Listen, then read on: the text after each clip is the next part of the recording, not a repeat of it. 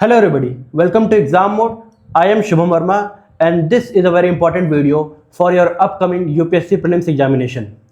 आप सभी की तैयारी बहुत ज़्यादा बेहतरीन ढंग से चल रही होगी और मुझे आशा है कि मैक्सिमम टॉपिक्स आप सभी ने रिवाइज कर लिए होंगे। तो उसी से रिलेटेड जो भी आपके साल भर में पॉलिटी से रिलेटेड करंट अफेयर्स के टॉपिक जो रहे थे न्यूज़ में, उससे रिलेटेड मैं आपके MCQ सेशन लेके आया हूँ, जिससे आप अपनी तैयारी को एक फाइनल चेक दे सकते हैं। अगर आपकी तैयारी में कुछ कमी रह गई होगी तो वो कमी आपकी यहाँ कंप्लीट हो जाएगी, क्योंकि यहाँ पर MCQ के साथ साथ हम लोग आपके कॉन्सेप्ट्स का डीप डिस्कशन करेंगे, ताकि जो भी आपके गैप्स रह गए होंगे तैयारी में वो यहाँ फुलफिल हो जाएंगे।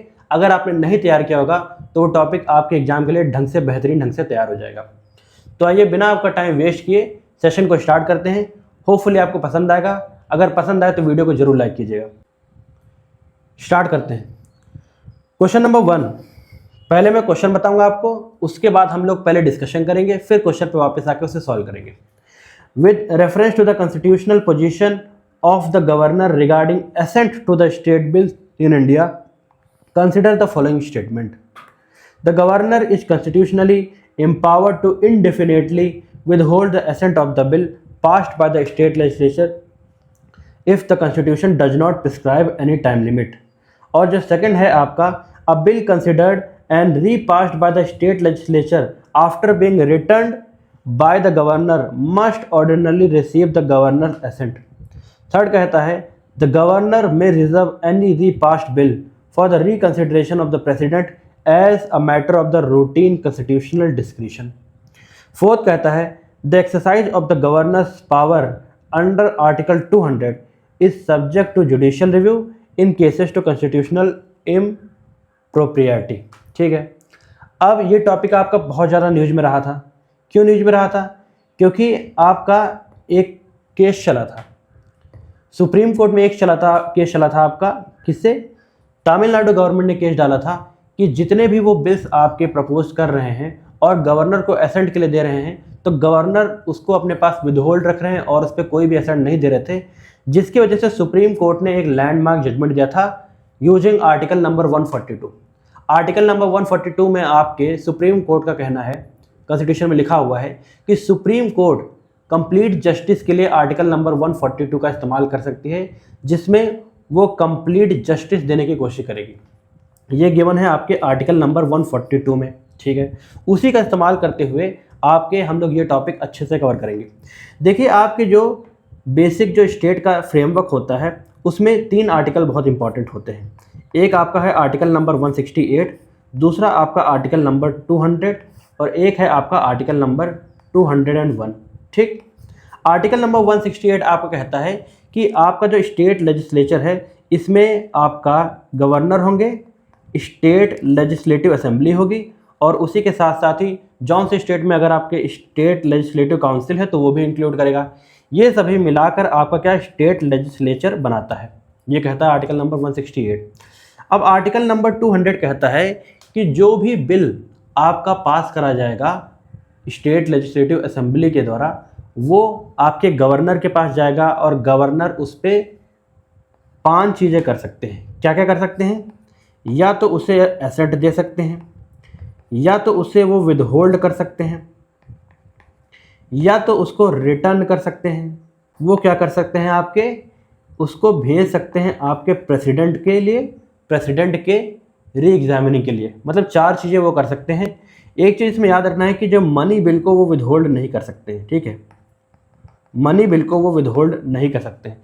तो ये आर्टिकल नंबर 200 कहता है। अब ये बैकग्राउंड है, ये समझना बहुत ज़रूरी है आपके लिए, तभी क्वेश्चन आप सॉल्व कर पाएंगे।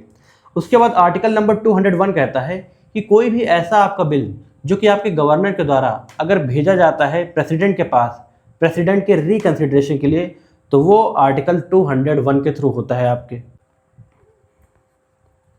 प्रेसिडेंट के डिसीजन के ऊपर डिपेंड करेगा जो बिल आपके भेजा जाएगा प्रेसिडेंट के पास। ठीक है, अब ये बात हो गई। अब इसके थ्रू आपके क्या होता था? अब देखिए, कायदे से तो होना ये था कि जो भी बिल आपके गवर्नर के पास भेजा जाए, गवर्नर उस पर साइन कर दे। लेकिन रिसेंट केस में देखा गया है कि गवर्नर कई बार आपके बिल को विदहोल्ड कर लेते हैं, जिसकी वजह से आपके फेडरल स्ट्रक्चर जो कि स्मूथली रन होना था वो नहीं हो पाता है और एक तरीके से बिल पास नहीं हो पाते हैं। तो उसी से रिलेटेड तमिलनाडु गवर्नमेंट आपकी सुप्रीम कोर्ट गई और सुप्रीम कोर्ट ने आपके लैंडमार्क जजमेंट दिए हैं, कुछ इंपॉर्टेंट स्टेप्स उठाए हैं जो एग्जाम में जरूर पूछे जाएंगे। याद रखिएगा, देखिए ध्यान से एक एक करके बता रहा हूँ आपको। पहला, अगर आपके पास कोई बिल गवर्नर के पास भेज दिया जाता है, सेंट टू गवर्नर, तो ये आपकी गवर्नर की ड्यूटी होती है कि जल्दी से जल्दी उस बिल पे एक्ट करें। ठीक है, एक्ट फास्ट, जल्दी उस बिल पे एक्ट करें। आउटर लिमिट कितनी है, मैक्सिमम लिमिट कितनी हो सकती है, 1 मंथ, मतलब कि 1 मंथ के अंदर अंदर आपके गवर्नर को उसको असेंट देना ही पड़ेगा। ठीक है, असेंट देना ही पड़ेगा। सेकंड चीज़ ये है कि गवर्नर अगर आपकी विदहोल्ड करते हैं, ठीक है, कोई बिल आपकी विदहोल्ड करते हैं, अभी मान के चल रहा हूँ कि विदहोल्ड आपको पता होगा क्या होता है, तो विदहोल्ड अगर करते हैं तो must send back to assembly, ठीक है, विद इन 1 मंथ। तो ये आपकी गवर्नर की ड्यूटी होगी कि 1 मंथ के अंदर अंदर उसे फिर से असेंबली के पास भेज दिया जाए रिकंसिडरेशन के लिए। फिर तीसरे केस में अगर आपके क्या करते हैं, आपकी स्टेट लेजिस्लेटिव असेंबली फिर से वही बिल, चाहे अमेंडमेंट के बाद या बिना किसी अमेंडमेंट के, फिर से अगर वो भेज देती है आपके पास, किसके पास, फिर से आपके गवर्नर के पास भेज देती है, तो उस समय गवर्नर की आपकी ड्यूटी ये हो जाती है कि उसको साइन करना ही पड़ेगा।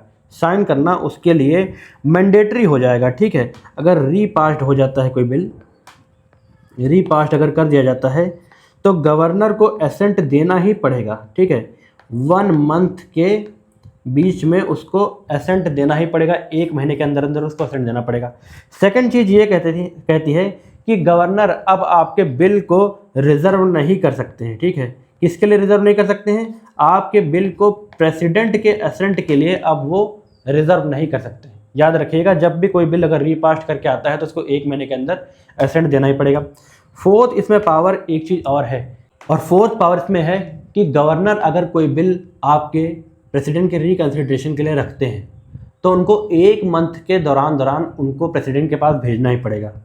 1 मंथ की लिमिट लगाई गई है। ठीक है, जिसको वो बिल जो है गवर्नर को प्रेसिडेंट के पास भेजना ही पड़ेगा। अब इसमें बात आ जाती है प्रेसिडेंट की, कि आपकी प्रेसिडेंट की इसमें क्या क्या ड्यूटी हो जाती है। जब प्रेसिडेंट के पास आपके पास बिल पहुंच जाएगा तो प्रेसिडेंट को आपके उस बिल पे 3 मंथ के अंदर अंदर 3 मंथ के अंदर अंदर उस पर एक्ट करना ही पड़ेगा। ठीक है, 3 मंथ के अंदर 3 महीने के अंदर अंदर उस बिल पे उनको डिसाइड करना ही पड़ेगा कि करना है क्या नहीं करना है।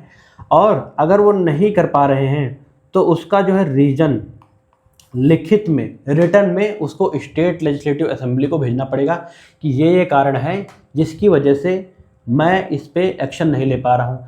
और एक इम्पॉर्टेंट चीज़ और है, इसी के साथ साथ ही अगर प्रेसिडेंट चाहें, एक्सेप्शन बता रहा हूँ, प्रेसिडेंट अगर चाहें तो अगर ये बिल उनको लगता है कि नेशनल इंपॉर्टेंस का बिल है तो उस बिल के लिए एक्ट करने के लिए थोड़ा समय और ले सकते हैं।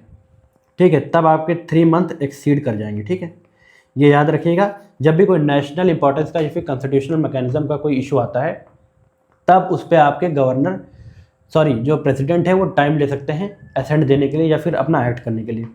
तो ये इंपॉर्टेंट एक तरीके से अमेंडमेंट आया है, अमेंडमेंट कह सकते हैं, जो सुप्रीम कोर्ट ने डायरेक्ट दिया है कि एक तरीके से आप गवर्नर को ये फॉलो करना ही पड़ेगा और प्रेसिडेंट को भी ये फॉलो करना पड़ेगा। ठीक है, नेचुरल जस्टिस की बात थी जो 142 आर्टिकल के थ्रू आपके सुप्रीम कोर्ट लाई ताकि कंप्लीट जस्टिस करा जा सके। अब क्वेश्चन पे वापस आते हैं। अब क्वेश्चन आप लोग सॉल्व करने की स्थिति में हो गए। The governor is constitutionally empowered to indefinitely withhold action on a bill passed by the state legislature if the constitution does not prescribed a time limit. पहले हुआ करता था लेकिन अब ये इनडेफिनेटली नहीं रहा है, अब इस पर आपको टाइम बाउंड मैनर पे एक्शन लेना ही पड़ेगा आपके गवर्नर को। तो ये ऑप्शन आपका गलत हो जाता है। सेकंड ऑप्शन कहता है अ bill reconsidered and repassed by the state legislature after being returned by the governor must ordinarily receive the governor assent। हाँ, अगर ये आपके फिर से वापस आ जाता है, रीपास करके अगर फिर से स्टेट लेजिस्लेचर भेजता है तो आपकी गवर्नर की ड्यूटी हो जाती है कि उस पर असेंट दे ही दे। थर्ड कहता है governor may reserve any repassed bill for the consideration of the president as a routine matter. देखिए पहले हुआ करता था, लेकिन अब अगर बिल आपके रीपास करके भेज दिया गया है स्टेट लेजिस्लेचर के द्वारा, तो आपके गवर्नर को उस पर साइन करना ही पड़ेगा। वो प्रेसिडेंट के अप्रूवल के लिए उसे आगे नहीं भेज सकते हैं, तो ये ऑप्शन आपका गलत है।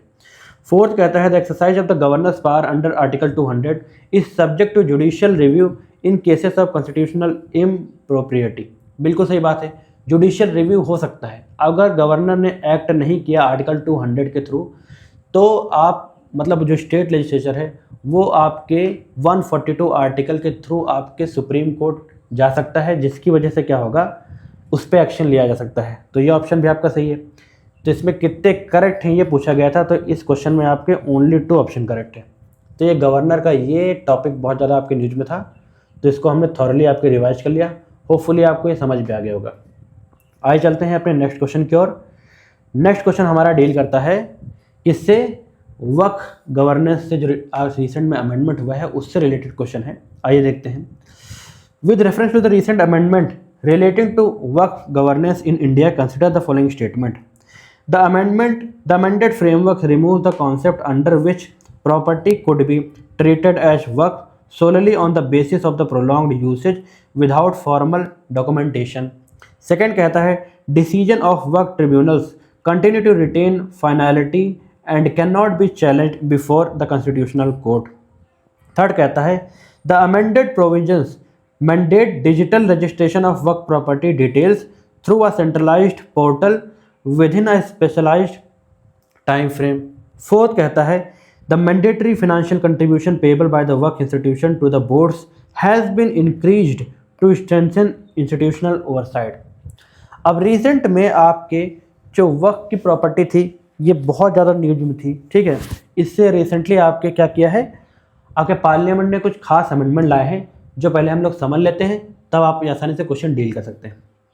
अब समझिएगा, ये आपका जो वक्फ का एक्ट था ये न्यूज में क्यों था। ये न्यूज में आप इसलिए था, द एक्ट वाज पास्ड, एक आपका एक्ट पास किया गया है वक्फ एक्ट, जिसको the act was passed to repeal the outdated Mussalman Waqf act 1923 and comprehensively amend the Waqf act 1995, marking the most significant reform in the Waqf administration since the independence. अब एक तरीके से आपकी जो वक्फ की प्रॉपर्टी कैसे डिसाइड करी जाएगी, ठीक है, किस तरीके से प्रॉपर्टी ट्रांसफ़र हो सकती है, उस पर कौन कौन सा एडमिनिस्ट्रेशन होगा, इस पर गवर्नमेंट ने पूरी तरीके से आपके लगाम लगा दी है, चेंजमेंट कर दिया है। तो उसके रिलेटेड ये क्वेश्चन आपके एग्जाम में जरूर आ सकता है। अब अमेंडमेंट जो लाया गया है आपका, ये इसलिए लाया गया है the amendment aims to bring transparency, inclusivity, accountability and efficiency in Waqf administration. इसके लिए आपका ये लाया गया है। अब क्या क्या चेंजेस हुए हैं ये आप समझ लीजिए, यही आपके एग्जाम में पूछे जाएंगे। Ended the Waqf by user. पहले क्या होता था कि आपकी जो प्रॉपर्टी होती थी ये आपका जरूरी नहीं कि ये रजिस्टर्ड हो, अगर रजिस्टर्ड ना भी होती तब भी वो वक्फ की प्रॉपर्टी आपकी मान ली जाती थी। लेकिन अब क्या हो गया है, property can no longer be declared as Waqf based only on long term use. A formal registered deed and documentation proof are mandatory for any new work creation. अब एक तरीके से रजिस्ट्री और एक तरीके से फॉर्मल डॉक्यूमेंटेशन प्रूफ जरूर होना चाहिए, तभी उस प्रॉपर्टी को आपके वर्क प्रॉपर्टी माना जाएगा। सेकंड चीज़ ये है सिक्योर्ड वुमन हेरिटेंस। पहले क्या होता था कि मान के चलिए पति पत्नी है, तो अगर पति चाहे तो अपनी प्रॉपर्टी वर्क के नाम कर सकता था बिना इजाज़त के, बिना किसी रिस्ट्रिक्शन के।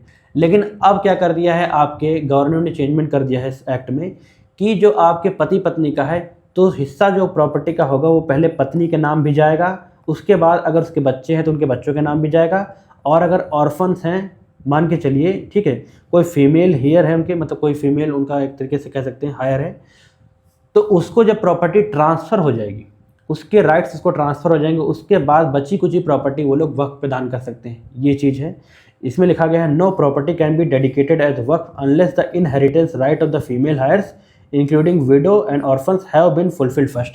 पहले ये क्राइटेरिया फुल करना होगा, उसके बाद ये वक्फ पे प्रॉपर्टी आप डोनेट कर सकते हैं। थर्ड में है इंक्लूसिविटी इन द गवर्नेंस। अब जो आपका एक तरीके से वक्फ बोर्ड जो होते हैं, चाहे वो सेंट्रल वक्फ बोर्ड है या फिर स्टेट वक्फ बोर्ड, उसमें आपके नॉन मुस्लिम्स की गवर्नमेंट ने एंट्री कर दी है। इसी के साथ साथ ही आपकी सीट्स रिजर्व होंगी वुमेन मुस्लिम्स के लिए, ठीक है, मुस्लिम वुमेन्स के लिए भी सीटें कुछ रिजर्व होंगी। और रिप्रेजेंटेशन आपका सिया, बोहरा, आगा खानी एंड बैकवर्ड जो आपके क्लास के मुस्लिम्स होते हैं, इनकी प्रोमिनेंट आपकी पोजीशंस बढ़ेगी आपके वक्फ बोर्ड में, ये चेंजमेंट हुआ है। साथ ही आपके डिस्ट्रिक्ट कलेक्टर्स को एम्पावर कर दिया गया है। पहले क्या होता था, आपके सर्वे कमिश्नर हुआ करते थे जो आपके डिसाइड करते थे कि कौन सी प्रॉपर्टी वक्फ को जाएगी कि नहीं जाएगी।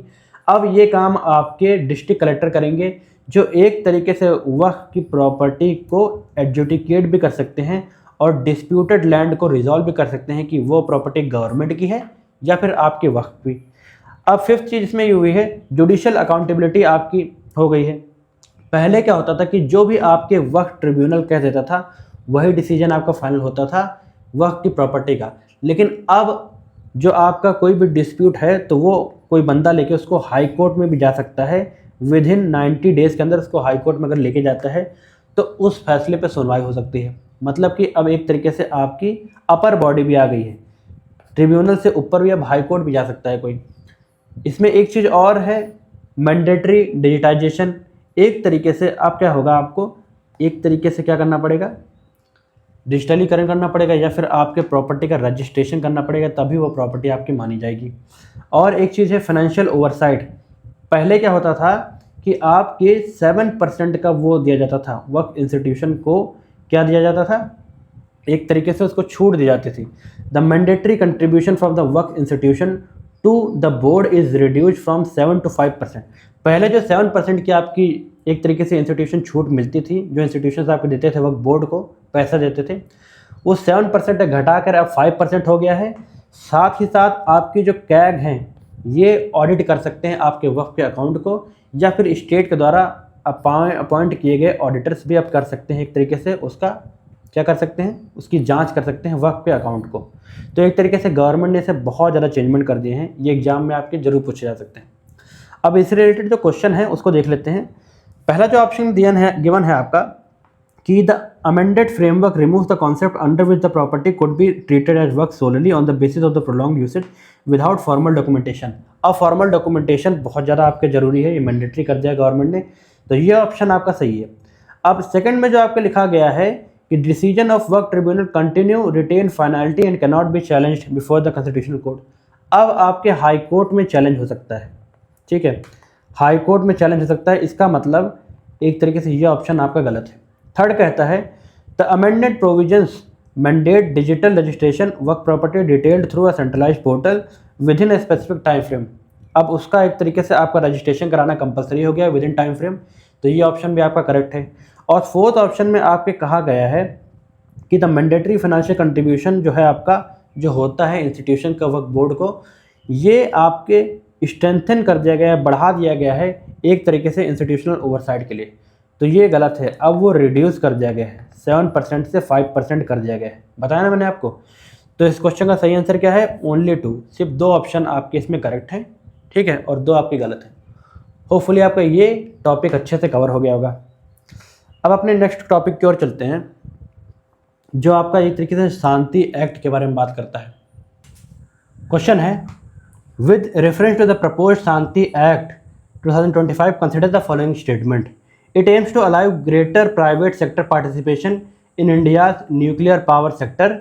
और सेकंड है, sensitive activities such as spent fuel reprocessing and strategic enrichment would remain under the government control. Third है, it proposes statutory status to Atomic Energy Regulatory Board। अब पहले इसके रिलेटेड बैकग्राउंड समझ लेते हैं, उसके बाद क्वेश्चन पे वापस आएंगे। अब देखिए आपका क्या होता है, शांति एक्ट आपके गवर्नमेंट के द्वारा रिसेंटली लाया गया है। इसमें क्या होता है, पहले आपकी जो न्यूक्लियर पावर प्लांट के थ्रू जो बिजली बनाई जाती थी, ये सेक्टर टोटली आपके गवर्नमेंट ऑफ इंडिया के पास था। लेकिन अब इस एक्ट के बाद आपके क्या किया है गवर्नमेंट ने, ये सेक्टर आपके प्राइवेट पार्टीज़ के लिए भी खोल दिया है, ठीक है, प्राइवेट पार्टीज़ के लिए भी खोल दिया गया है। तो इसके लिए गवर्नमेंट क्या करी है, गवर्नमेंट अमेंडमेंट लेके आई है आपके एटॉमिक एनर्जी एक्ट 1962 में, और civil liabilities for nuclear damage act 2010 में अमेंडमेंट लाई है, जिसके थ्रू अब शांति एक्ट आपका आ गया है। इसमें क्या होता है, प्राइवेट सेक्टर का पार्टिसिपेशन अब इंश्योर किया जाएगा आपके किस में, न्यूक्लियर के थ्रू आपके जो बनाया जाता है बिजली, उसमें आपके एक तरीके से अब प्राइवेट सेक्टर का पार्टिसिपेशन आपको देखने मिलेगा। एंडेड एनपीसीआईएल मोनोपोली, पहले आपका जो एनपीसीआईएल की ये मोनोपोली थी, यही आपका जनरेट करता था पावर को न्यूक्लियर पावर प्लांट में, लेकिन अब ये गवर्नमेंट ने एंड कर दिया है। अब प्राइवेट सेक्टर भी इसमें पार्टिसिपेट आपके कर सकते हैं। प्राइवेट कंपनीज आपके क्या कर सकती हैं, पावर प्लांट का ऑपरेशन कर सकती हैं, पावर जनरेशन कर सकती हैं, मैन्युफैक्चरिंग कर सकती हैं, और फ्यूल साइकिल एक्टिविटीज़ में इनकी कुछ लिमिटेड एक्टिविटीज़ भी कर सकती हैं। एक चीज़ इसमें और सरकार ने कही है कि प्रायर सेफ्टी ऑथराइजेशन आपका ज़रूरी होगा प्राइवेट पार्टीज़ के लिए इस सेक्टर में क्या करने के लिए, उतरने के लिए, तो ये ज़रूरी है। एक चीज़ इसमें याद रखनी है, थर्ड चीज़ आपको, कि सेंट्रल गवर्नमेंट के पास फिर कौन सी चीज़ें रहेंगी। सेंट्रल गवर्नमेंट के पास अभी भी आपके पास जो सेंसिटिव फ्यूल साइकिल की एक्टिविटीज़ हैं, जैसे कि स्पेंट फ्यूल मैनेजमेंट का, रीप्रोसेसिंग का, हैवी वाटर प्रोडक्शन और स्ट्रैटेजिक इनरिचमेंट की, अभी भी आपकी ये सारी पावर्स हैं गवर्नमेंट ऑफ इंडिया के पास रहेगी, याद रखिएगा, ठीक है। और इसने एक काम आपका और किया है, AERB या फिर एटॉमिक एनर्जी रेगुलेटरी बोर्ड को इसने अब स्टैट्यूटरी स्टेटस दे दिया है, ठीक है, याद रखिएगा। और जो सिविल लायबिलिटीज़ का प्रोविज़न चेंज करा गया है, इसमें क्या किया गया है आपके, कि nuclear operators remain primarily liable for nuclear damage liability in civil in nature. अब क्या होता है कि अगर लायबिलिटी आपकी इनडेफिनेट हो जाएगी, इनडेफिनेट लायबिलिटी आपकी हो जाएगी, तो कोई भी आपका प्राइवेट पार्टी आपके इस सेक्टर में कंट्रीब्यूट करने के लिए तैयार नहीं होगा। इंटरनेशनल पैरामीटर ये कहता है कि जो भी आपके पार्टीज़ हैं जो इस सेक्टर में काम कर रही हैं, जितने मेगावाट का वो प्लांट है, उसके बेसिस पर वो लोग लायबिलिटी उन पे होगी, वो भी सिविल लायबिलिटी, ठीक है। अब ये हमारे भारत में 3000 करोड़ तक मैक्सिमम सरकार ने रखा है, इतना फाइन लग सकता है अगर कोई डैमेज किसी चीज़ का होता है या फिर कोई हादसा होता है, ठीक है। ये भी आपके सिविल लायबिलिटी सूट के अंडर में आता है, क्रिमिनल लायबिलिटी सूट के अंडर में नहीं आता है। ये सरकार ने इसलिए रखा है, और ये टेंडेंसी जो रखी है 3000 करोड़ की, ये मैक्सिमम है, इससे कम भी हो सकता है, वो डिपेंड कर सकता है कितने मेगावाट का वो प्लांट है। ये सरकार ने इसलिए किया ताकि आपके प्राइवेट जो सेक्टर हैं वो इंक्लूड हो सके, वो भी आपके राजी हो सके इस सेक्टर में कंट्रीब्यूट करने के लिए, ताकि इंडिया की जो राइजिंग एनर्जी डिमांड है उसको फुलफिल किया जा सके, ठीक है। तो ये इंपॉर्टेंट था आप सभी के लिए जानने के लिए। इसका टारगेट आपको सरकार ये भी लेके चल रही है कि हमको 5 इंडिजिनस स्मॉल मॉड्यूलर रिएक्टर हमको बनाने हैं 2033 तक, ये चीज़ याद रखिएगा। अब क्वेश्चन पे आते हैं। क्वेश्चन कहता है, it aims to allow greater private sector participation in India's nuclear power sector. बिल्कुल सही बात है, इसीलिए आपका शांति एक्ट लाया गया है। सेंसिटिव एक्टिविटीज़ और सेंसिटिव आपकी जो सेक्टर है, जैसे कि फ्यूल रीप्रोसेसिंग, ये सभी भी अभी भी आपके किसके, गवर्नमेंट के कंट्रोल में है, इसका मतलब ये भी सही है। और it proposes statutory status for the atomic energy regulatory board, मैंने आपको बताया, तो ये भी सही है। इस क्वेश्चन का सही आंसर है आपका डी ऑप्शन। होपफुली शांति एक्ट से रिलेटेड अगर क्वेश्चन आएगा तो आप लोग उसे सही करके आएंगे। अब चलते हैं आपके नेक्स्ट क्वेश्चन की ओर। आपका नेक्स्ट क्वेश्चन डील करता है VBG रामजी एक्ट के, ठीक है। ये भी बहुत ज़्यादा न्यूज़ में था, आपको इसने रिसेंटली आपके मनरेगा को क्या किया है, रिप्लेस कर दिया है, तो इससे रिलेटेड क्वेश्चन आपके एग्जाम में आ सकता है। अब क्वेश्चन पे हम लोग बाद में वापस आते हैं, पहले हम लोग क्या करेंगे, आपके एक्ट को ढंग से समझ लेते हैं। क्यों न्यूज में था, क्योंकि इसने रिसेंटली आपके क्या किया है, मनरेगा को रिप्लेस कर दिया है। पहले जो आपकी 100 डेज़ की जो वो होती थी कि 100 डेज़ का रोजगार मैंडेटरी सरकार आपको देगी, अब वही बढ़ाकर आपके 125 डेज़ कर दिया गया है। इसमें सरकार ने एक क्लॉज और रखा है कि अगर मान के चलिए एग्रीकल्चर सीजन आपकी पीक पे आ गया है और खेतों में काम बहुत ज़्यादा बढ़ गया है, तो उस समय आपके गवर्नमेंट 60 डेज़ के लिए एग्रीकल्चरल पॉज लेके आ जाएगी, जिस वक्त आपको मनरेगा का काम सरकार नहीं देगी, ठीक है। ये एग्रीकल्चरल पॉज है, याद रखिएगा, 60 डेज़ का है, इसको याद रखना है। It means suspension of public works during the peak farming season. उसके साथ साथ ही अगर मान के चलिए wages to be paid weekly, हर वीकली जो है वेजेस पे करी जाएंगी किसानों को या फिर जो मनरेगा वर्कर्स को, और उसी के साथ साथ ही आपके बायोमेट्रिक के थ्रू उनकी अटेंडेंस लगेगी, ये चीज़ें याद रखनी है। और डिजिटलाइजेशन के थ्रू उनकी लोकेशन भी आपकी ट्रैक होगी कि वो लोग वहाँ काम करने गए हैं कि नहीं करने गए, फर्जीवाड़ा ताकि रोका जा सके। और 15 दिनों के अंदर, अगर वीकली में नहीं मिले तो 15 दिन के अंदर अंदर उनको ज़रूर मिल जानी चाहिए, ये कंपलसरी है। अनएम्प्लॉयमेंट अलाउंस भी दिया जाएगा गवर्नमेंट के द्वारा, payable after 15 days if work is not provided. अगर वर्क सरकार नहीं प्रोवाइड करा पा रही है तो अनएम्प्लॉयमेंट अलाउंस भी देगी। ये आपकी स्टेट की जिम्मेदारी है, ये स्टेट की लायबिलिटी है, याद रखिएगा, स्टेट की लायबिलिटी है। ये आपकी सेंट्रली स्पॉन्सर्ड स्कीम है, ये याद रखना है। एक सेंट्रल सेक्टर होती है, एक सेंट्रली स्पॉन्सर्ड होती है। सेंट्रली स्पॉन्सर्ड में आपके वो सेंट्रल गवर्नमेंट और स्टेट गवर्नमेंट दोनों का कंट्रीब्यूशन होता है। मिनिस्ट्री कौन सी है? Ministry of rural development. अब इसकी जो फंडिंग का मैकेनिज्म है ये समझ लीजिए 60-40 है आपके सेंटर और स्टेट्स के बीच में, 90-10 है, मतलब 90 सेंटर का और 10 स्टेट्स का है, नॉर्थ ईस्टर्न स्टेट्स के लिए, उसी के साथ साथ ही हिमालयन स्टेट्स के लिए, साथ ही साथ जो आपकी एक तरीके से यूनियन टेरिटरीज़ हैं उसकी फंडिंग 100% आपकी कौन करेगा? सेंटर करेगा। ठीक है, तो ये चीज़ें आपकी हैं इंपॉर्टेंट थी समझने के लिए, जो आपके एग्जाम में बिल्कुल पूछी जा सकती हैं। अब आइए इस पे क्वेश्चन पे वापस चलते हैं। क्वेश्चन कहता है it increases the guarantee wages employment from 100 days to 125 days per rural household. ये बिल्कुल करेक्ट है, बिल्कुल सही है। तो जो फर्स्ट स्टेटमेंट आपकी अगर सही है तो सिंपल सी बात है, सी ऑप्शन आप लोग एलिमिनेट कर सकते हैं। अब सेकंड स्टेटमेंट कहती है during peak sowing and harvesting season public works may be temporarily suspended under the provisions of agricultural pause. बिल्कुल सही बात है, एग्रीकल्चर पॉज के नाम पे 60 डेज़ के लिए आपका क्या करा जा सकता है? सस्पेंड किया जा सकता है मनरेगा के काम। ठीक है, तो ये भी आपका सही है। Under the scheme unemployment allowances is payable by the central government if employment is not provided with in 15 days. Unemployment allowance भी देगा आपको सरकार अगर 15 दिन के अंदर रोजगार नहीं देता है, तो ये भी सही है आपका। और जो फोर्थ आपका कहता है the funding mechanism shift from a demand based model to a normative allocation framework. तो एक तरीके से ये भी आपका सही है, पहले डिमांड बेस्ड मॉडल था, अब ये नॉर्मेटिव एलोकेशन फ्रेमवर्क के थ्रू होगा, मतलब कि सिचुएशन के हिसाब से गवर्नमेंट आपको काम देगी। तो एक तरीके से चारों ऑप्शन इसमें बिल्कुल आपके सही हैं, 1, 2, 3 और 4 चारों सही हैं। तो होपफुली इसके पीछे का बैकग्राउंड भी आपको समझ आएगा और ये क्वेश्चन भी आप डील कर पाएंगे। बहुत इंपॉर्टेंट एक्ट है, याद रखिए एग्जाम में आ सकता है। अब नेक्स्ट क्वेश्चन क्यों डील करते हैं। अब with reference to the vice president of India consider the following statement. Recently आपके वाइस प्रेसिडेंट ऑफ इंडिया का अपॉइंटमेंट हुआ है, तो उससे रिलेटेड ये क्वेश्चन है, आपके एग्जाम में जरूर पूछा जा सकता है। पहले हम लोग वाइस प्रेसिडेंट ऑफ इंडिया के बारे में की फैक्ट समझ लेते हैं जो आपके एग्जाम में आ सकते हैं। पहली चीज़ याद रखिए कि CP राधाकृष्णन को रिसेंटली आपके 15th वाइस प्रेसिडेंट बनाया गया है। ठीक है, इनको रिसेंटली 15th वाइस प्रेसिडेंट बनाया गया है। कॉन्स्टिट्यूशनल प्रोविजन कहता है कि आर्टिकल नंबर 63 से लेकर 71 जो कि पार्ट 5 में गिवन है, ये आपके वाइस प्रेसिडेंट से डील करता है। ठीक है, सेकंड हाईएस्ट कॉन्स्टिट्यूशनल ऑफिस है कौन सा? आपका वाइस प्रेसिडेंट ऑफ इंडिया का। वाइस प्रेसिडेंट ऑफ इंडिया आपके एक्स ऑफिशियो चेयरमैन होते हैं राज्यसभा के, ये चीज़ आपको पता होना चाहिए, ex officio chairman of Rajya Sabha. भाई वाइस प्रेसिडेंट का एक तरीके से वैसे तो कोई खास काम नहीं होता है, तो उनको एक तरीके से कह सकते हैं उनके ऑफिस को कुछ काम देने के लिए उनको राज्यसभा का आपके क्या बना दिया गया? राज्यसभा का उनको चेयरमैन बना दिया गया है। इनको कास्टिंग वोट का भी आपके राइट होता है टाई के केस में। वैसे वो लोग वोट नहीं कर सकते हैं आपके वाइस प्रेसिडेंट या फिर चेयरमैन ऑफ राज्यसभा, लेकिन अगर टाई हो जाता है तो वो लोग कास्टिंग वोट अपना कर सकते हैं। चौथी चीज़ इसमें आपको समझनी है, इलेक्टोरल कॉलेज कौन कौन से आपके जो मेंबर्स होते हैं वो इंक्लूडेड होते हैं आपके vice president of election, vice president of India के इलेक्शन में।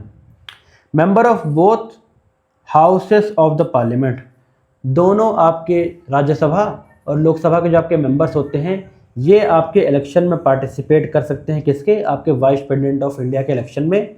स्टेट लेजिस्लेचर का इसमें कोई रोल नहीं होता है, याद रखिएगा, स्टेट लेजिस्लेचर का कोई रोल नहीं होता इसके इलेक्शन में। इलेक्शन मेथड जो आपका होता है ये प्रोपोर्शनल रिप्रेजेंटेशन के थ्रू होता है, सिंगल ट्रांसफरेबल वोट के थ्रू, सीक्रेट बैलेट के थ्रू आपका होता है, इनडायरेक्ट इलेक्शन मतलब कि होता है। ठीक, क्वालिफिकेशन होनी चाहिए कि वो आपके इंडिया के सिटीजन होने चाहिए और 35 ईयर्स से एज उनकी ज़्यादा होनी चाहिए। साथ ही साथ वो आपके क्वालिफाइड होने चाहिए कौन से? राज्यसभा के मेंबर बनने के लिए, और कोई ऑफिस ऑफ प्रॉफिट वो होल्ड ना करते हों, ये चीज़ आपको याद रखनी है। ठीक है, और ऑफिस ऑफ प्रॉफिट की डेफिनेशन आपके कॉन्स्टिट्यूशन में नहीं दी गई है, ये सरकारें तय करती है या फिर आपके पार्लियामेंट तय करता है। ओथ किसके सामने लेगा? ओथ आपके एडमिनिस्टर करी जाएगी प्रेसिडेंट ऑफ इंडिया के द्वारा, आपकी ओथ एडमिनिस्टर करी जाएगी। टर्म होता है इनका 5 ईयर्स का और ये आपके एलिजिबल होते हैं री इलेक्शन के लिए, ये भी इंपॉर्टेंट है। कहाँ रिजाइन कर सकते हैं, किसको रिजाइन कर सकते हैं, तो ये रेजिग्नेशन दे सकते हैं आपके प्रेसिडेंट को, और प्रेसिडेंट पे आपके जो रेजिग्नेशन देते हैं वो आपके वाइस प्रेसिडेंट को दे सकते हैं, यानी कि अदला बदली होती है, ये इंपॉर्टेंट है। तो रिमूवल प्रोसेस इनका क्या है, इनका रिमूवल प्रोसेस है राज्यसभा में एक रेजोल्यूशन आपके लाया जा सकता है इफेक्टिव मेजॉरिटी के साथ, ठीक है, इफेक्टिव मेजॉरिटी के साथ आपके राज्यसभा में वो रेजोल्यूशन पास होना चाहिए। इफेक्टिव मेजॉरिटी आपकी क्या होती है कि उस समय जितने मेंबर आपके प्रेजेंट हैं, उस समय जितने मेंबर आपके प्रेजेंट हैं उससे आपका कितना है, उसका आपका 2/3, ठीक है, उसके आपके 2/3 अगर कह देंगे तो वो आपकी इफेक्टिव मेजॉरिटी होती है, ठीक है, राज्यसभा में जितने मेंबर हैं। और उसके बाद लोकसभा में जाएगा तो लोकसभा के द्वारा सिंपल मेजॉरिटी के साथ अगर उसको पास कर दिया जाता है तो आपके वाइस प्रेसिडेंट रिमूव हो जाएंगे। याद रखिएगा आज तक कोई वाइस प्रेसिडेंट का रिमूवल आपके नहीं हुआ है, और ये आपके प्रेसिडेंट के रूप में बैठते हैं जब प्रेसिडेंट आपके क्या होते हैं, उनकी डेथ हो जाती है या फिर रेजिग्नेशन दे देते हैं, रिमूवल होता है या किसी कारण वो एब्सेंट आपके होते हैं। कुछ डिफरेंस आपके हैं, ये आपके लिए ज़्यादा ज़रूरी नहीं है, बस फिर भी आप देख लीजिए एक बार। इलेक्टोरल कॉलेज में पहली बात स्टेट लेजिस्लेचर आपका नहीं होता है, और आपके जो रिमूवल होता है आपके राज्यसभा का वाइस प्रेसिडेंट का, इनका इम्पीचमेंट नहीं होता वाइस प्रेसिडेंट की तरह, ये याद रखना है। वाइस प्रेसिडेंट के पास कोई वीटो पावर नहीं होती है बिल पे, ये याद रखना है। इलेक्शन आपके इलेक्शन कमीशन ऑफ इंडिया के द्वारा ये करा जाता है, तो ये इंपॉर्टेंट है। ये सब चीज़ें आपके जानने के लिए बहुत ज़रूरी थी वाइस प्रेसिडेंट से रिलेटेड। अब क्वेश्चन पे वापस आते हैं। क्वेश्चन डील करता है the vice president is elected by the electoral college consisting of member of the both houses of the parliament including member of state legislature. अब स्टेट लेजिस्लेचर के आपके मेंबर नहीं होते, यहाँ तक तो सही है, बाद में ये आपका गलत कर दिया इसने, तो फर्स्ट स्टेटमेंट आपके गलत है। पूछा गया कौन सा करेक्ट है, तो ये एलिमिनेट कर दीजिए, ये एलिमिनेट कर दीजिए, बचते सिर्फ ये जिसमें 2 और 4 दोनों में गिवन है, इसका मतलब 2 और 4 ऑटोमेटिकली आपका सही है। थर्ड को हमको देखना पड़ेगा, अब पहले थर्ड ही देखेंगे, स्मार्ट तरीके से क्वेश्चन सॉल्व करना सीखेंगे। The removal of the vice president is through impeachment in the same manner as that of president of India, ये भी गलत है। सेम मैनर में आपका रिमूवल नहीं होता है, मैंने बताया था आपको कि आपके प्रेसिडेंट का इम्पीचमेंट होता है, वाइस प्रेसिडेंट का इम्पीचमेंट आपका नहीं होता है, उनका रिमूवल होता है। इसका मतलब ये आपका गलत है, तो 2 और 4 आपका करेक्ट आंसर है। फिर भी 2 और 4 हम लोग देख लेते हैं। The vice president serves as the ex officio chairman of the Rajya Sabha and can exercise a casting vote in case of a tie, बिल्कुल सही है। फोर्थ है the vice president may resign from the office at the time by submitting resignation to the president of India, ये भी मैंने आपको बताया कि दोनों अपना रेजिग्नेशन अदला बदली कर सकते हैं। तो होपफुली आपको वाइस प्रेसिडेंट से रिलेटेड जो क्वेश्चन था ये आपको समझ आएगा, और अगर एग्जाम में आएगा तो आप लोग उसको जरूर शेयर करके आएंगे, ठीक है। अगले क्वेश्चन की ओर चलते हैं। नेक्स्ट जो क्वेश्चन है आपका है ये constitutional powers of clemency in India consider the following statement, ठीक है, जो एक तरीके से आपकी क्षमा यातना की जो शक्ति होती है, ठीक है, फॉरगिविंग की जो पावर होती है आपके प्रेसिडेंट की, उससे रिलेटेड ये आपसे क्वेश्चन पूछा गया है। तो पहले तो हम लोग टॉपिक देखते हैं, बाद में क्वेश्चन पे वापस आएंगे। अब ये आपका क्यों आखिर न्यूज में था जिसकी वजह से क्वेश्चन आपका पूछा जा सकता है, वो समझना जरूरी है। महाराष्ट्र इनिशिएटिव, महाराष्ट्र ने आपका एक इनिशिएटिव लाया है द सेल नाम से। Following a 2024 supreme court directive, Maharashtra created a specialized unit under the additional secretary home to eliminate the red tape and process mercy petition within a reasonable time frame. मान के जरिए किसी को आपके mercy petition डालनी है तो कई के बार लाल फीताशाही या फिर रेड टेपिज्म के थ्रू ब्यूरोक्रेसी का बहुत ज़्यादा उसमें रोल होता था वहाँ तक पहुँचने के लिए, तो वो ख़त्म करते हुए एक तरीके से आपके महाराष्ट्र असेंबली ने एक द सेल नाम से आपके इंस्टीट्यूशन लाया है जिससे डायरेक्टली आपके प्रेसिडेंट के थ्रू पहुँचा जा सकता है आसानी से, ठीक है। तो ये चेंजमेंट हुआ था, तब वो कौन कौन सी आपकी टाइप्स ऑफ मर्सी होती है ये समझना आपके लिए ज़रूरी हो जाता है। पार्डनिंग आपकी पावर होती है, पार्डनिंग पावर आपकी प्रेसिडेंट की होती है। पहले तो ये समझिए कि 5 तरीके की आपकी मर्सी पावर होती है, पार्डन, कम्यूटेशन, रेमिशन, रिस्पाइट, रिप्राइव। एक एक करके देखिए। पार्डनिंग में क्या कहा जाता है कि removes both sentence and conviction, complete absolution, पूरी तरीके से एक तरीके से कैदी को फ्री कर देना, ये पार्डनिंग पावर आपकी कहलाती है प्रेसिडेंट ऑफ इंडिया की, ठीक है। और कम्यूटेशन में क्या होता है, कम्यूटेशन में आपके होता है substitute a harsher punishment for a lighter one, death to life.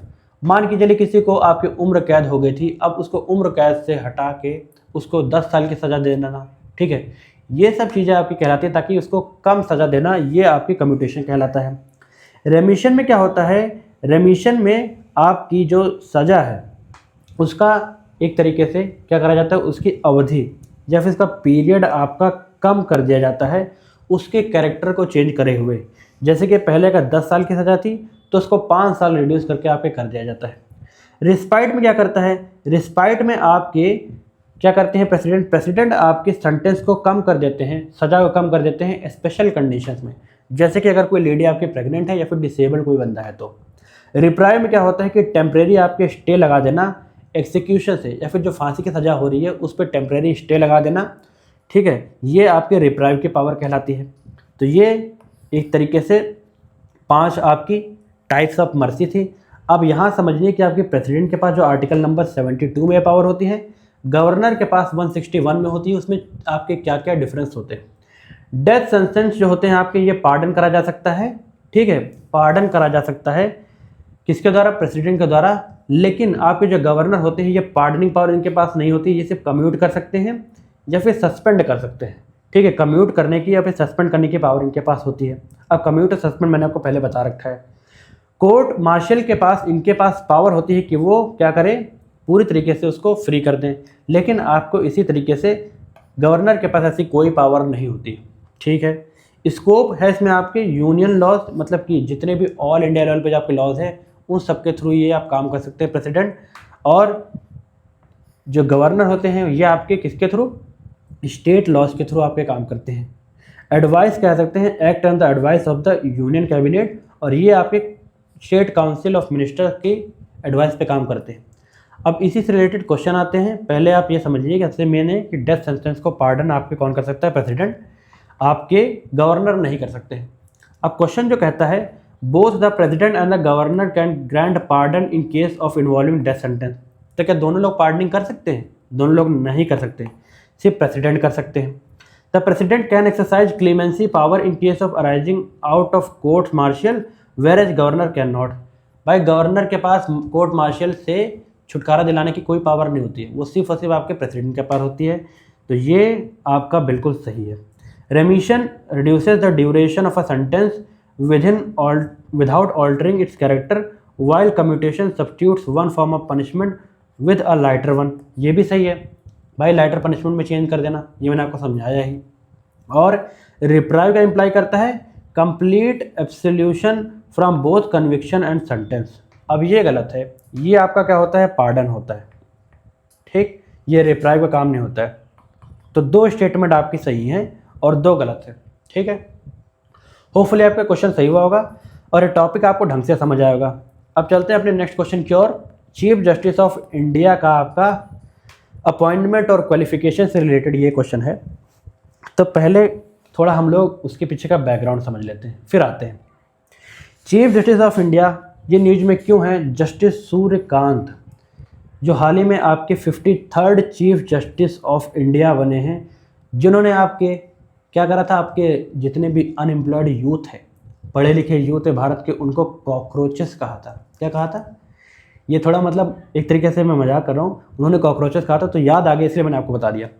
तो जस्टिस सूर्यकांत को क्या करा गया, 53rd chief justice of India बनाया गया नवंबर 24, 2025 में, इसीलिए टॉपिक न्यूज़ में है, आपसे पूछा जा सकता है। अब देखिए इसमें क्या होता है, आपके कुछ अपॉइंटमेंट के कॉन्स्टिट्यूशनल फ्रेमवर्क है वो समझना जरूरी है।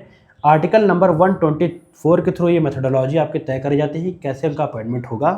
अपॉइंटिंग अथॉरिटी आपके होते हैं president of India under article 124 clause 2, ठीक है। सिलेक्शन कन्वेंशन इसका क्या होगा, आपका सीनियर मोस्ट जो आपके सुप्रीम कोर्ट के जज हैं वो आपके अपॉइंट करे जाएंगे चीफ जस्टिस ऑफ इंडिया। ये सेकंड जजेस केस कहता है 1993, लेकिन ये ज़रूरी आपका नहीं है, ठीक है, ये ज़रूरी नहीं है, ऐसा कहा जाता है लेकिन ज़रूरी हो नहीं सकता ये, ठीक है। अपॉइंटमेंट का इनका प्रोसेस क्या है कि आउट गोइंग जो आपके CJI होंगे ये अपना सक्सेसर जो है वो रिकमेंड करके जाएंगे। फिर जो लॉ मिनिस्टर और आपके PM ये मिलके आपकी क्या करेंगे, ये आपके प्रेसिडेंट को क्या करेंगे, एक तरीके से एडवाइस देंगे और प्रेसिडेंट आपके उसको CJI आपके बना देंगे, चीफ जस्टिस ऑफ इंडिया बना देंगे। अब कुछ इनकी एलिजिबिलिटी क्राइटेरिया होती है ये होती है कि CJI बनने के लिए या फिर जज ऑफ सुप्रीम कोर्ट बनने के लिए आपको सिटीजन ऑफ इंडिया जरूर होना चाहिए। उसी के साथ साथ ही किसी हाई कोर्ट में क्या होना चाहिए, आप सर्व किए होना चाहिए, एटलीस्ट 5 साल के लिए आप उसमें सर्व किए होने चाहिए किसी एक पर्टिकुलर हाई कोर्ट में या फिर आपके succession of different high courts में। Must have been a advocate in a high court for at least 10 years. 10 साल के अंदर किसी एक हाई कोर्ट में या फिर सक्सेशन में कई हाई कोर्ट्स में आप क्या होने चाहिए, एडवोकेट हुए होने चाहिए। तो ये भी सही है। और मिनिमम एज आपकी कितनी रखी गई है ये बताइए, मिनिमम एज कमेंट सेक्शन में बताइए कितनी रखी गई है सुप्रीम कोर्ट का जज बनने के लिए, ठीक है। और must be considered a distinguished jurist in the eyes of the president. President की नज़रों में वो एक डिस्टिंग्विश्ड ज्यूरिस्ट होने चाहिए, तभी उन्हें सुप्रीम कोर्ट का जज बनाया जा सकता है।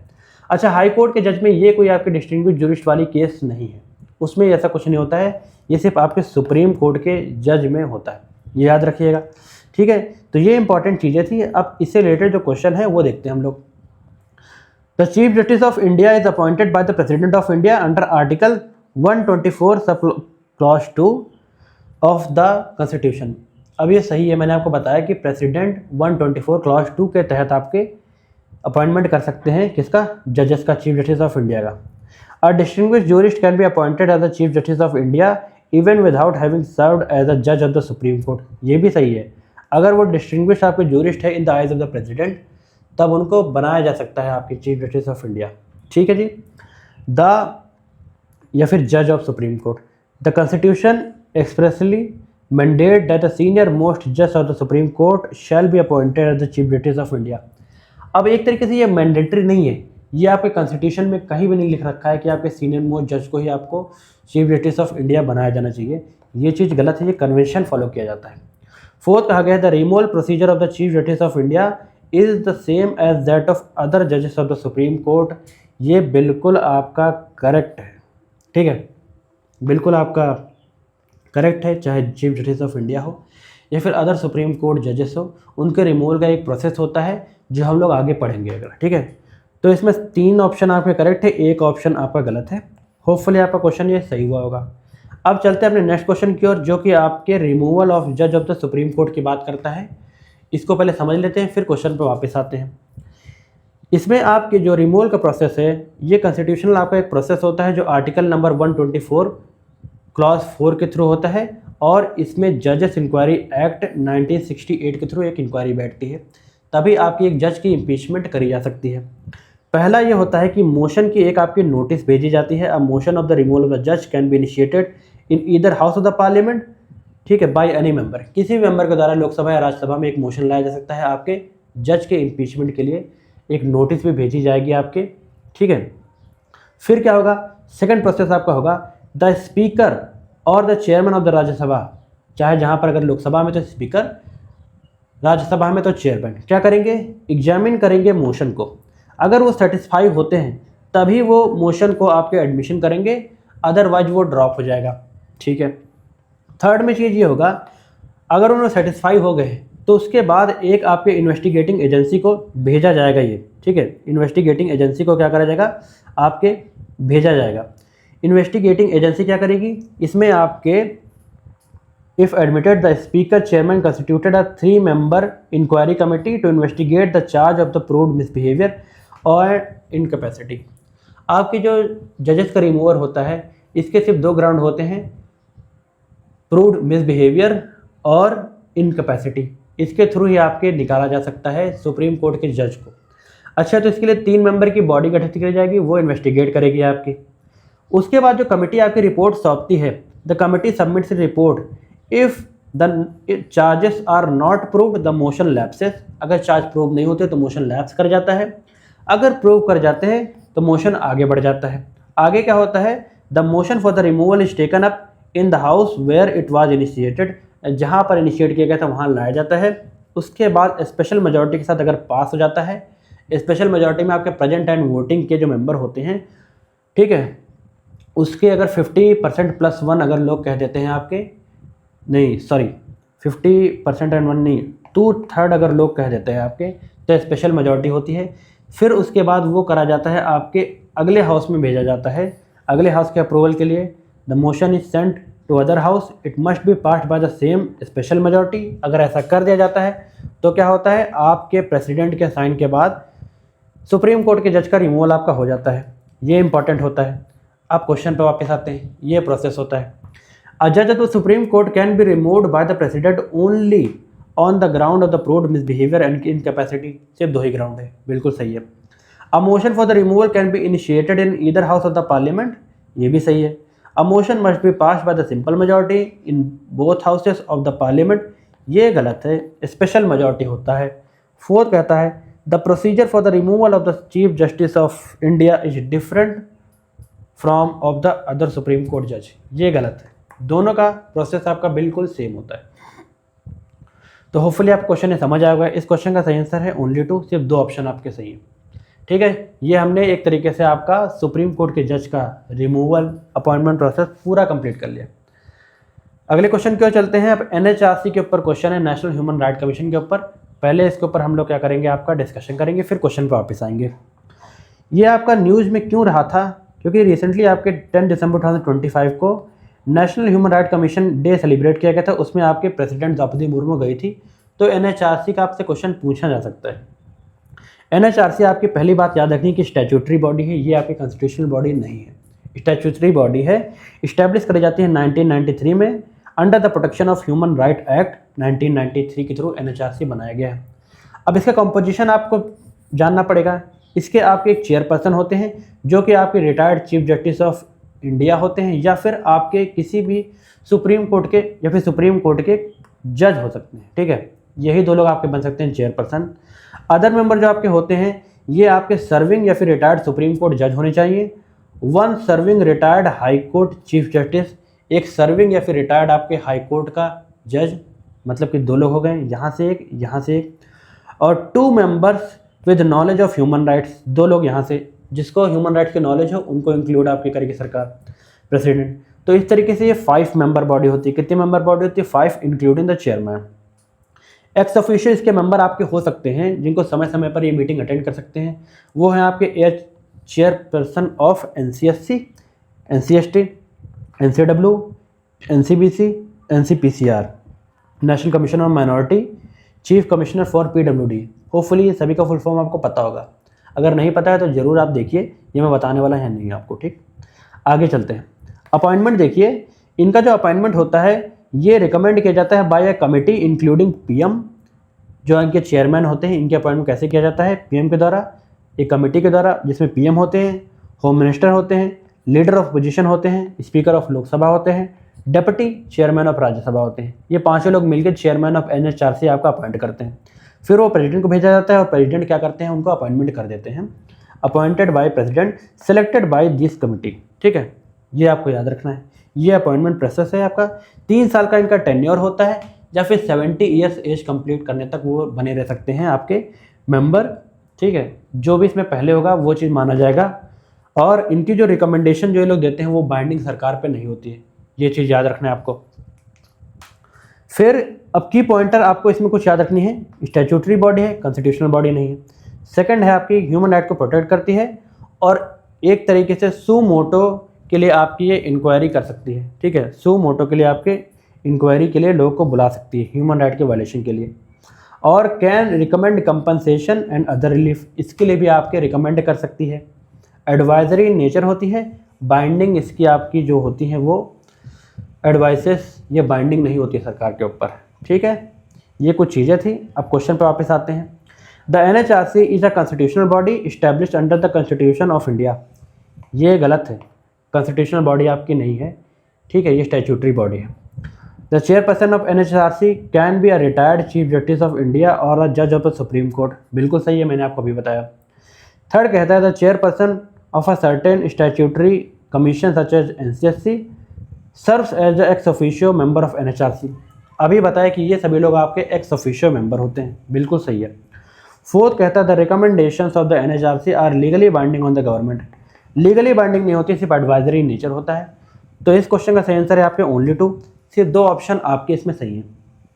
तो इस तरीके से जो मुझे मोस्ट इंपॉर्टेंट टॉपिक लगे जो करंट में न्यूज़ में थे वो मैंने आपको MCQ के थ्रू और उसका डीप एक्सप्लेनेशन भी मैंने आपको दे दिया। होपफुली आपको ये सेशन अच्छे से समझ आएगा और ये अच्छा भी लगा आपको।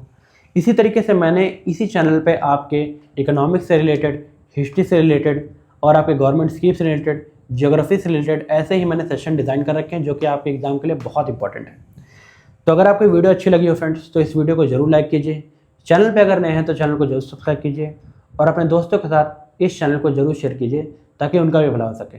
Thanks for watching. मिलते हैं नेक्स्ट वीडियो में। जय हिंद, जय भारत।